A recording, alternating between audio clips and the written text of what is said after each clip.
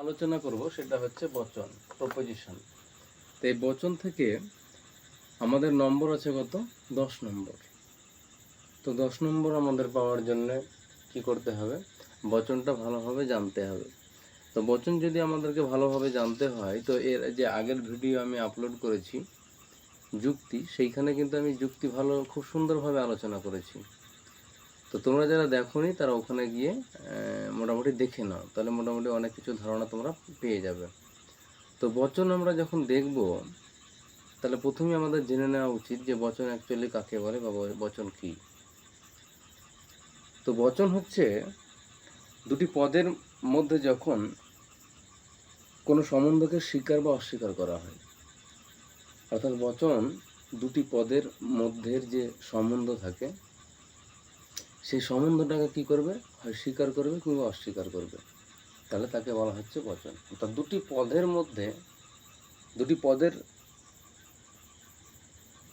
মধ্যে যে সম্বন্ধ, সেই সম্বন্ধকে স্বীকার কিংবা অস্বীকার। আমি আবারও বলছি, দুটি পদের মধ্যে যখন কোনো সম্বন্ধকে স্বীকার কিংবা অস্বীকার করা হয় তখন তাকে বচন বলে। তাহলে দুটি পদের মধ্যের যে সম্বন্ধ, তাহলে পদ দুটি কি সেটা জেনে নিতে হবে। একটা বচন আমি লিখছি জাস্ট, যেমন সকল মানুষ হয় মরণশীল।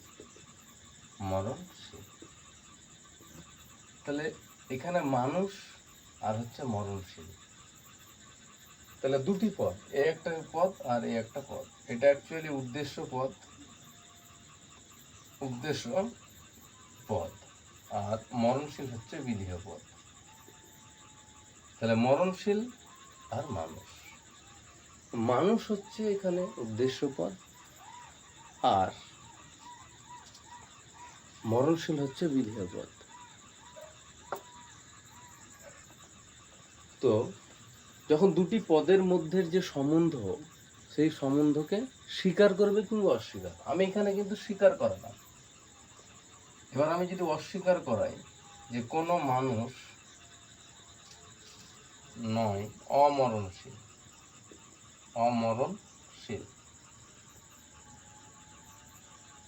তাহলে এইখানে এটা উদ্দেশ্য পদ, আর অমরণশীল হচ্ছে বিধেয় পদ, এখানে মরণশীল হচ্ছে বিধেয় পদ। তাহলে একটা বিষয় খুব পরিষ্কার তোমাদের কাছে, যে বচন হচ্ছে যে দুটি পদের মধ্যে যে সম্বন্ধ, সেই সম্বন্ধটাকে হয় স্বীকার কিংবা অস্বীকার করবে। আমি প্রথমে যে বচনটা লিখেছি সেই বচনটাই কিন্তু আমি স্বীকার করছি। উদ্দেশ্যপদ আর বিধেয় পদের যে সম্বন্ধ, সেটাকে আমরা স্বীকার করে নিচ্ছি। আর আমরা সংজ্ঞাতে কি পেয়েছি? যে দুটি পদের মধ্যে যখন কোনো সম্বন্ধকে স্বীকার কিংবা অস্বীকার করা হবে, দুটি পদের মধ্যে যে সম্বন্ধ, সেই সম্বন্ধটাকে হয় স্বীকার কিংবা অস্বীকার করবে। আমি স্বীকারের জন্য এই বচনটা লিখেছি যে সকল মানুষ হয় মরণশীল, আর অস্বীকারের জন্য লিখেছি আমি কোনো মানুষ নয় অমরণশীল। এখানে মানুষ হচ্ছে উদ্দেশ্য পদ, মরণশীল হচ্ছে বিধেয় পদ। এখানে মানুষ হচ্ছে উদ্দেশ্য পদ, আবার এখানে অমরণশীল হচ্ছে বিধেয় পদ। এই বিধেয় পদ আর উদ্দেশ্য পদ এখানে কি স্বীকার করে দিচ্ছি, দুটি পদের মধ্যে যে সম্বন্ধ সেটাকে স্বীকার করছে, আর এখানে কি অস্বীকার করছে। তাহলে খুবই সোজা একটা বিষয়, দুটি পদের মধ্যে যখন কোনো সম্বন্ধকে স্বীকার কিংবা অস্বীকার করবে, তখনই তাকে আমরা বচন বলছি বা প্রপোজিশন। তো যুক্তির অন্যতম একটা যুক্তি যদি আমি বলি যে সকল মানুষ হয় মরণশীল, রাম হয় মানুষ, অতএব রাম হয় মরণশীল, তাহলে এই জায়গাতে যুক্তিটা যাদেরকে নিয়ে গঠিত হচ্ছে, মানে যুক্তিকে যদি আমরা ভেঙে দেই, অ্যানালাইসিস করি, তাহলে সেখানে আমি শুধু বচন পাবো, বচন ছাড়া কিচ্ছু নাই। অর্থাৎ যুক্তির অবয়ব বা অঙ্গ হচ্ছে বচন। পরীক্ষায় থাকে যে যুক্তির অবয়ব কি? অবশ্যই বচন। বারবার এই প্রশ্নগুলো রিপিট করে। তো এই গেল আলোচনা বচন কাকে বলে, এবং বচনের উদাহরণ আমি মোটামুটি দিয়ে দিলাম। এবার আমরা যেটা দেখব সেটা হচ্ছে যে বচনে যে উদ্দেশ্য পদ, বিধেয় পদ এখানে আমরা দেখতে পেলাম। তাহলে বাকি যে দুটো আছে, এখানে যেমন সকল আছে, এখানে হয় আছে, এখানে কোনো আছে, আর এখানে নয় আছে। তাহলে এগুলো কি সেটা জানতে হবে। অর্থাৎ বচনের আমরা অংশ দেখে নিব। তাহলে প্রথমে আমরা জানলাম কি বচন কি। আমি আবারও বলছি যে দুটি পদের মধ্যে যে সম্বন্ধ, সেই সম্বন্ধকে স্বীকার কিংবা অস্বীকার করলে আমরা তাকে বলছি বচন। দুটি পদের মধ্যে যখন কোনো সম্বন্ধকে আমরা স্বীকার কিংবা অস্বীকার করছি তখনই সেটা বচন। স্বীকার আমরা এটা দিয়ে বোঝাতে চাইছি সকল মানুষ হয় মরণশীল, আচ্ছা অস্বীকার কোনো মানুষ নয় অমরণশীল, এটা। তাহলে এই গেল বচন। বচন কি? যুক্তির অবয়ব হচ্ছে বচন। মানে একটা যুক্তি যখন আমরা গঠন করি সেখানে শুধুই বচন থাকে। একটা যুক্তির ক্ষেত্রে শুধু বচনগুলো আমরা পাই, বচন ছাড়া কিচ্ছু থাকে না যুক্তিতে। অর্থাৎ যুক্তিকে যদি আমরা অ্যানালিসিস করি তাহলে আমরা পাবো শুধু বচন। আশা করি তোমরা বুঝতে পেরেছ। এবার আমরা যেটা আলোচনা করব সেইটা হচ্ছে বচনের অংশ। অর্থাৎ আমরা যুক্তিটাকে অ্যানালিসিস যদি করি সেখানে বচন পেলাম, এবার বচনটাকে আমরা ভেঙে ভেঙে দেখবো, অ্যানালিসিস করে দেখব যে সেখানে আমরা কি পাচ্ছি। তো চলো আমরা সেটা একবার দেখে নেই, বচনের অংশগুলো কি কি আছে। তো এবার যেটা আমরা আলোচনা করব সেটা হচ্ছে তোমার বচনের অংশ। তো বচনের কয়টা অংশ আমরা দেখার আগে আমরা আবারও একটা উদাহরণ লেখার চেষ্টা করব। কি? সকল মানুষ হয় মরণশীল।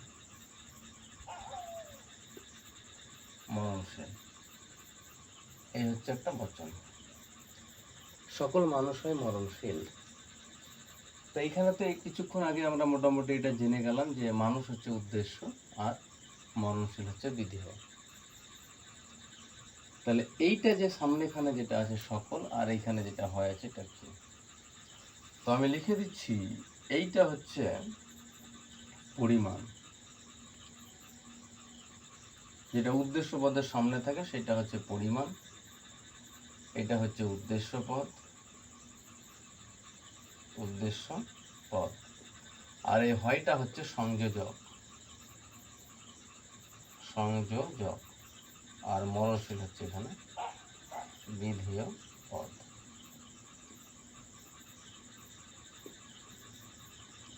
তাহলে সকল হচ্ছে পরিমাণ, মানুষ হচ্ছে উদ্দেশ্য, আর হয় হচ্ছে সংযোজক, আর মরণশীল হচ্ছে বিধেয় পদ। তাহলে একটা বচনের আমরা চারটা অংশ পাচ্ছি। কিন্তু অনেক সময় পরীক্ষায় থাকে যে বচনের আদর্শ নিরপেক্ষ বচনের কয়টি অংশ আর নিরপেক্ষ বচনের কয়টি অংশ। তো সব নিরপেক্ষ বচন যে আদর্শ বচন এটা কিন্তু নয়। কিছু নিরপেক্ষ বচন আছে যেগুলো আদর্শ বচন। যেমন আমি যদি বলি যে সকল মানুষ হয় মরণশীল, তাহলে এটা কিন্তু আদর্শ নিরপেক্ষ বচন। কারণ পরিমাণটা যেখানে থাকবে, মানে উদ্দেশ্য বিধেয় সংযোজক প্রত্যেকটা নিরপেক্ষ বচনে থাকছে, কিন্তু অনেক সময় বিশিষ্ট বচনে আমরা পরিমাণটাকে পাবো না। তখন সেইটাকে কিন্তু আমরা কখনোই বলতে পারবো না যে আদর্শ নিরপেক্ষ বচন। আমি পরে আসছি আবার সম্বন্ধ অনুসারে যে বচনের ভাগটা, সেটা নিয়ে আমি পরে আলোচনা করব। আমি প্রথমে আলোচনা করে দিয়েছি যে বচন কাকে বলে, এবং স্বীকৃতি এবং অস্বীকৃতির যখন কথাটা এলো তখন কিন্তু আমি স্বীকৃতি দিয়ে একটা উদাহরণ দিয়ে দিয়েছি এবং অস্বীকৃতি দিয়ে একটা উদাহরণ দিয়েছি। এবার আমরা এসেছি কোথায়? বচনের অংশতে। অর্থাৎ একটা বচন আমরা লিখেছি, এই বচনটা কি আমরা আবার ভাঙছি, মানে কেটে টুকরো টুকরো করছি এক কথায়। সেখানে দেখছি যে চারটা অংশ আমরা পাচ্ছি। তো চারটা অংশ পাচ্ছি, কিন্তু সব যে নিরপেক্ষ বচনে আমি চারটা অংশ পাবো এমনটা কিন্তু নয়, এমনটা কখনোই নয়। এই নিরপেক্ষ বচনের একটা আদর্শ নিরপেক্ষ বচন হয় আর একটা নিরপেক্ষ বচন হয়। পরীক্ষাতে আসে নিরপেক্ষ বচনের কয়টি অংশ, তখন সেক্ষেত্রে কিন্তু তিনটে বলা যাবে, একটা উদ্দেশ্য, সংযোজক এবং বিধেয়। এবার যদি বলে আদর্শ নিরপেক্ষ বচন, তাহলে সেক্ষেত্রে কিন্তু চারটি বলতে হবে। অনেকে এই বিষয়ে দ্বিমত পোষণ করে, তবে আমি ব্যক্তিগতভাবে বলি যে নিরপেক্ষ বচনের যদি অংশ বলে তাহলে কিন্তু আমি তিনটাই বলবো, আর যদি বলে আদর্শ নিরপেক্ষ বচনের অংশ তাহলে সেক্ষেত্রে আমি পরিমাণটা ধরবো, কারণ সব নিরপেক্ষ বচনের কিন্তু পরিমাণ হয় না। যেমন অনেক আছে, বিষয়গুলো আমি আলোচনা করবো পরে। আবার এই গেল দিক। তার একটা বচনের কয়টা অংশ দেখতে পেলাম? চারটা অংশ। 1 নম্বর পরিমাণ, 2 নম্বর উদ্দেশ্য পদ, 3 নম্বর হচ্ছে সংযোজক এবং 4 নম্বর হচ্ছে বিধেয় পদ। তাহলে বচনের অংশ হচ্ছে 4: পরিমাণ, উদ্দেশ্য পদ, সংযোজক এবং বিধেয়। এবার আমরা চলে যাব পরিমাণ কাকে বলে। পরিমাণকে আমরা মানক বলে থাকি। তারপর হচ্ছে উদ্দেশ্য পদ কাকে বলে, সংযোজক কাকে বলে এবং বিধেয় পদ কাকে বলে। এই হচ্ছে গিয়ে বিষয়।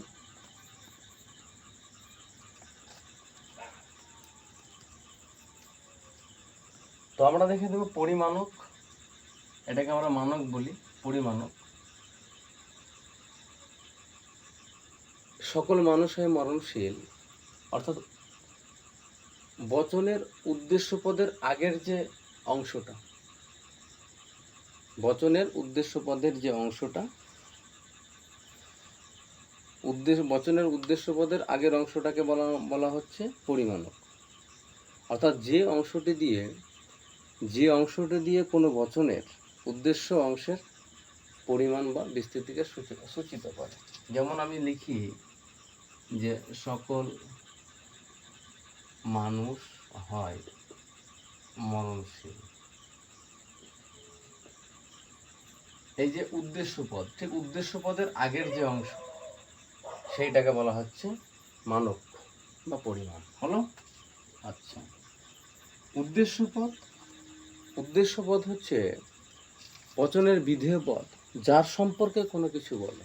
বচনের বিধেয় পদ যার সম্পর্কে কোনো কিছু বলে, অর্থাৎ বচনের বিধেয় পদ যার সম্পর্কে কোনো কিছু বলে বা স্বীকার করে বা অস্বীকার করে, সেইটা হচ্ছে উদ্দেশ্য পদ। যেমন এখানে মানুষ আর এখানে হচ্ছে মরণশীল। তাহলে এই মরণশীল কার সম্পর্কে কিছু ঘোষণা করছে বা স্বীকার করছে বা অস্বীকার করছে? মানুষ সম্পর্কে। অর্থাৎ যার সম্পর্কে, বচনে যার সম্পর্কে বিধেয় পদ যার সম্পর্কে কোনো কিছু বিবৃতি দিচ্ছে বা ঘোষণা করছে, সেইটা হচ্ছে তোমার গিয়ে উদ্দেশ্য পদ। তাহলে উদ্দেশ্য পদ এখানে মানুষ। তারপরে সংযোজক কিন্তু কোনো পদ নয়, সংযোজক হচ্ছে শব্দ। কি? আমরা যদি সংযোজকের ডেফিনেশন দেই তাহলে ঠিক এইরকম দাঁড়ায় যে বচনের উদ্দেশ্য এবং বিধেয় পদকে যে সংযুক্ত করে রাখে তাকে বলা হচ্ছে সংযোজক। যেমন এখানে হয় হচ্ছে সংযোজক। এই সংযোজক সদার্থক হতে পারে, আবার নামার্থক হতে পারে। আর সংযোজক সবসময় সর্বদাই উদ্দেশ্য পদ এবং বিধেয় পদকে সংযুক্ত করে রাখবে। আর কি আছে? বিধেয় পদ। বচনের উদ্দেশ্য পদ সম্পর্কে যা বলা হয়, বচনের উদ্দেশ্য পদ সম্পর্কে যা বলা হয় সেটা হচ্ছে বিধেয় পদ। যেমন সকল মানুষ হয় মরণশীল। তাহলে মানুষ কি? মরণশীল। এই মানুষ সম্পর্কে বলা হচ্ছে বা ঘোষণা করা হচ্ছে কি? মানুষ মরণশীল। এখানে মরণশীল হচ্ছে বিধেয় পদ। উদ্দেশ্য পদ, বিধেয় পদ, মানক, এগুলো বিভিন্ন দৃষ্টিকোণ থেকে মানে বিভিন্ন রকম সংজ্ঞা দেওয়া যায়, কোনো অসুবিধার কিছুই নাই। তো আমি খুব সহজভাবে তোমাদেরকে বিষয়টা বোঝাবার চেষ্টা করেছি। যে আমি আবারও বলে দিচ্ছি, মানকটা কি? পরিমাণক যেটাকে আমরা বলছি। উদ্দেশ্য পদের আগের অংশটাকে আমরা বলছি পরিমাণক, মানক বা পরিমাণক। আর উদ্দেশ্য পদ তাহলে বিধেয় পদ যার সম্পর্কে কোনো কিছু বলছে বা ঘোষণা করছে, স্বীকার করছে বা অস্বীকার করছে, সেইটা হচ্ছে উদ্দেশ্য পদ। যেমন এখানে মানুষ। সংযোজকটা কি? তাহলে উদ্দেশ্য পদ এবং বিধেয় পদকে যে সংযুক্ত করে রাখছে সেইটা হচ্ছে সংযোজক সূচক অব্যয়। সংযোজক কিন্তু কোনো পদ নয়। আর কি আছে? বিধেয় পদ। বচনের উদ্দেশ্য পদ সম্পর্কে যা বলা হচ্ছে সেইটা হচ্ছে বিধেয় পদ। তাহলে এই গেল। এবার আমরা দেখে নিব বচনের বৈশিষ্ট্য। বচনের বৈশিষ্ট্য কী কী আছে সেটা একবার দেখে নিই। তো আমরা যেগুলো আলোচনা করলাম সেগুলোই মোটামুটি বৈশিষ্ট্যের মধ্যে পড়ে। যেমন তোমার বচনের অন্যতম বৈশিষ্ট্য হচ্ছে যে বচন সত্য কিংবা মিথ্যা হবে। অর্থাৎ একটা বচন সত্য কিংবা মিথ্যা হবে, বাক্য সত্য হতেও পারে না হতেও পারে, কিন্তু বচন সত্য কিংবা মিথ্যা হবে। আর কি, যুক্তির অবয়ব হচ্ছে বচন। অর্থাৎ একটা যুক্তি যখন আমরা গঠন করব সেখানে শুধুই বচন থাকে, বচন ছাড়া অন্য কিচ্ছু থাকে না। অর্থাৎ 1 নম্বর বৈশিষ্ট্য হচ্ছে বচন সত্য কিংবা মিথ্যা হবে। 2 নম্বর বৈশিষ্ট্য হচ্ছে যুক্তির অবয়ব হচ্ছে বচন। অর্থাৎ যুক্তিকে যদি আমরা অ্যানালাইসিস করি তাহলে সেখানে আমরা কি দেখতে পাবো, শুধুমাত্র বচন পাবো। 3 নম্বর আমরা দেখব যে বচনের মাধ্যমে দুটি পদের কোনো সম্বন্ধকে, বচনের মাধ্যমে দুটি পদের কোনো সম্বন্ধকে হয় স্বীকার করা হবে নইলে অস্বীকার করা হবে। আর কি, বচন কোনো কিছু ঘোষণা করে, যার জন্য বচনকে বলা হচ্ছে ঘোষক বাক্য বা বিবৃতিমূলক বাক্য। এই হচ্ছে বচনের বৈশিষ্ট্য। আমি আবার বচনের বৈশিষ্ট্য রিপিট করছি। 1 নম্বর, বচন সত্য কিংবা মিথ্যা হবে, সত্য কিংবা মিথ্যা হবে। আর যুক্তির অবয়ব হচ্ছে বচন, যুক্তির অবয়ব বচন। আর কি, বচন কোনো কিছু ঘোষণা করে বলে বচনের অপর নাম হচ্ছে ঘোষক বাক্য। পরীক্ষায় খুব থাকে ঘোষক বাক্য বা বিবৃতিমূলক বাক্য বা বিবৃতিমূলক বাক্য। এই হচ্ছে বচনের বৈশিষ্ট্য। আরও বৈশিষ্ট্য আছে, আমি গুরুত্বপূর্ণ বৈশিষ্ট্যগুলো তোমাদের সামনে তুলে ধরার চেষ্টা করলাম। তো তারপরে আমরা চলে যাব কোথায়, সংযোজক।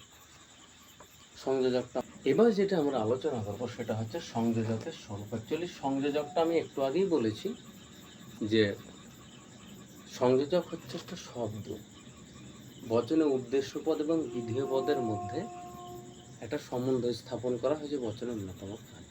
এই সংযোজকের অন্যতম কাজ, একটা সংযোজকের অন্যতম কাজই হচ্ছে বচনের উদ্দেশ্যপদ এবং বিধেয় পদের মধ্যে সংযোগটাকে স্থাপন করা। আর সংযোজকটা সদার্থক হতে পারে, আবার নয়ার্থক হতে পারে।